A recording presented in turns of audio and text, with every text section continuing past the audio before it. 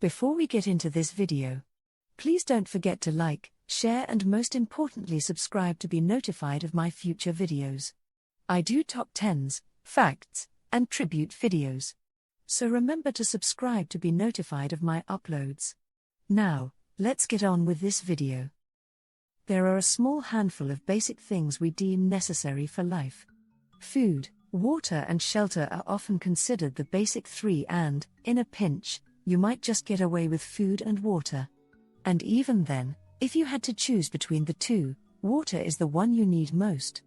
A human can only survive 3 or 4 days, at most, with no water. In extreme conditions this number can even reduce further.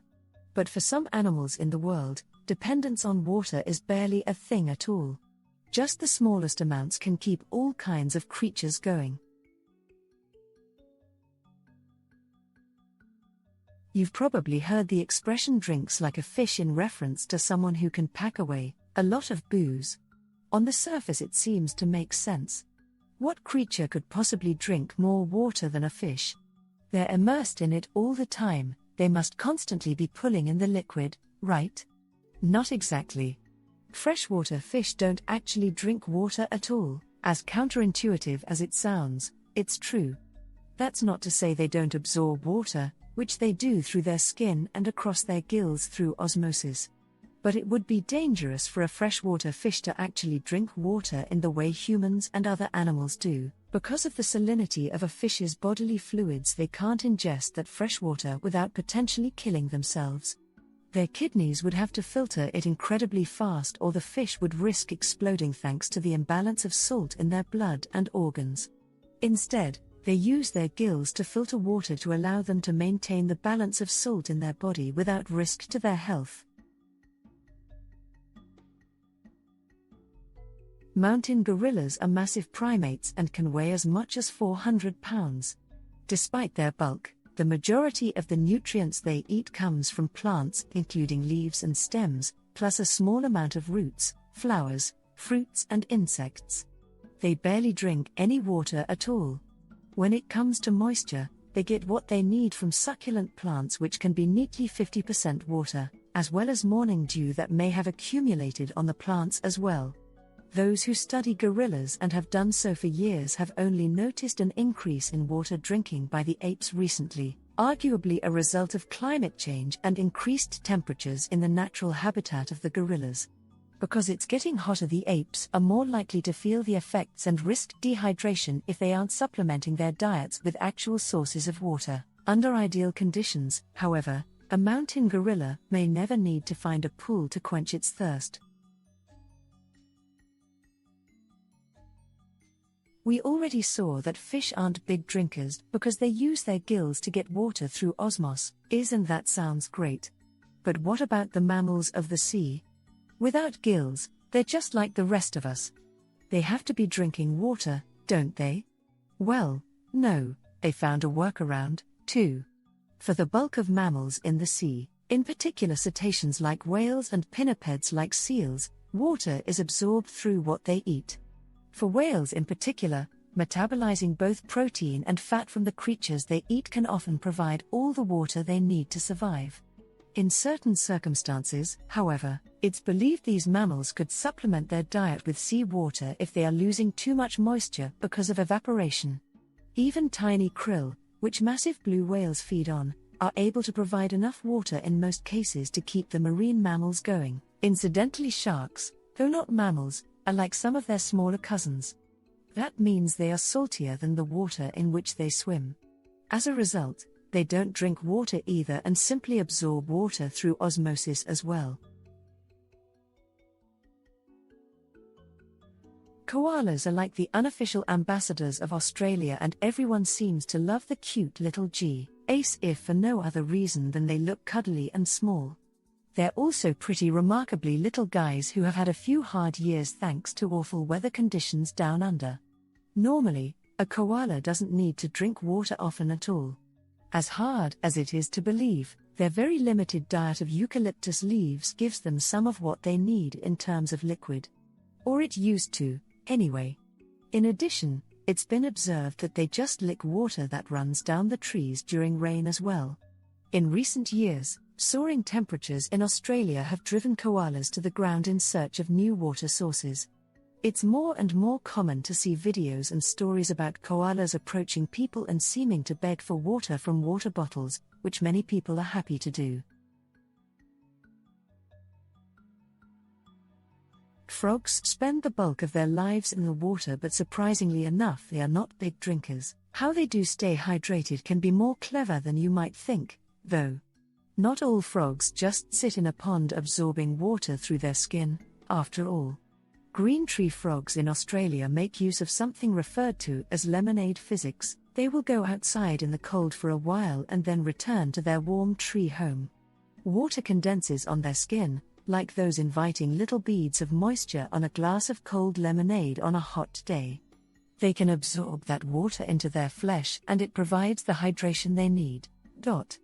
While not all frogs mimic glasses of lemonade, they are still designed for absorbing water rather than drinking it. Many frog species can sit in water and absorb it through patches of skin on their thighs and bellies that are known as drinking patches. Thank you for watching Killer Queen TV this far. I hope you have enjoyed what you have seen so far. Please don't forget to like, share and most importantly subscribe to be notified of my future videos. Now, on to the rest of this video. Most people aren't big fans of rats due to that whole brings of plague and death thing they're so often associated with. But not all rats are created equal. Take the kangaroo rat, for instance, which actually isn't a rat at all but got stuck with the name. You can find these creatures in the Sonoran Desert and are so well adapted to desert life they literally never need to drink water in their entire lives. Their bodies are almost miraculous in the way they are able to extract water from things that humans would consider devoid of water entirely. Kangaroo mice eat seeds which are not typically known for their juicy consistency. Despite this, the metabolism of these little animals is able to turn 1 gram of seed into a half gram of water. To further extend their own hydration, their kidneys are able to superprocess urine to the point that what comes out is basically crystallized, ensuring no liquid goes to waste. Of all the desert dwellers who have unique adaptations for staying hydrated, few are as remarkable as the thorny devil.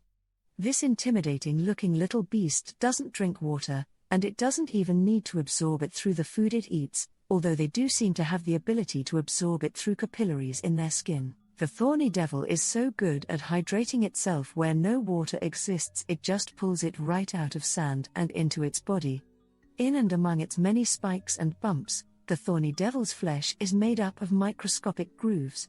When it's touching sand that has even a trace of moisture, these grooves can pull the water from the sand. The water is then channeled along these little grooves into the lizard's mouth, so its whole body is kind of like a bumpy, spiky straw. The deeper it immerses itself in slightly moist sand, the more liquid it can pull in. Interestingly enough, the lizards couldn't actually drink water if they wanted to. Their mouths have not adapted to licking water out of a puddle or stream and are essentially only useful for eating ants. So their method of drinking isn't just unique and clever, it's essential. Naked mole rats are not known for being particularly attractive beasts, though they do have a very cool name. They're also well adapted to their environment and are tough and rugged animals to the point that scientists have noted that they almost never get cancer. But even beyond that, they almost never need to drink water. Living underground, naked mole rats are prone to eating the parts of plants that also grow underground, chiefly roots and tubers. This is where they got their water from, and the rats are smart about it. They only partially eat the roots so that the plant won't die. That means it will continue to grow and provide a future meal for the mole rat at a later time. How much do you know about sand cats? These broad-faced but fairly small wild cats can be found in parts of Africa and Asia, living, as their name suggests, in sandy, desert climates. It stands to reason that, as a desert species, they may have adapted to environments with little water, and that's very true of these small creatures.